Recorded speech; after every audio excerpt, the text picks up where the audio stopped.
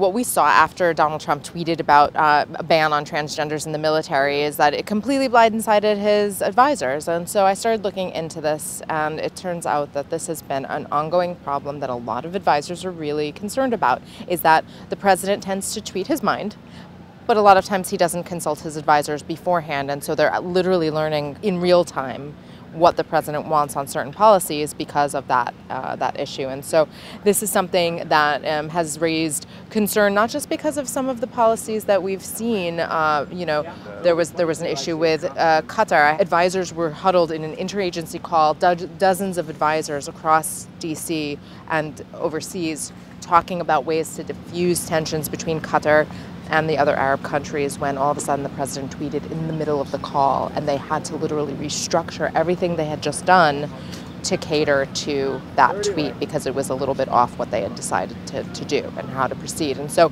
that was one example. The transgender ban that he tweeted about last week, military advisors didn't know about it, the chiefs of staff, a lot of top military advisors pushed back and said, we are not going to do this right now. It is not the time. We're not prepared for this.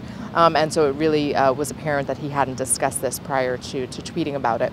And so things like that is really just blindsiding a lot of these policy advisors, but also really stalling the implementation of policy. And that's something that's really a concern, because the president is constantly blasting advisors and Congress for not helping him to execute his agenda.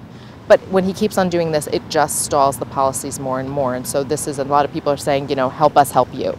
We want to work with you on this, but you really have to be careful with these tweets, because proclaiming some of these things so publicly on Twitter, it will only just take things off course and really risk a lot of the negotiations that are sensitive, that are going on behind the scenes and are very sensitive.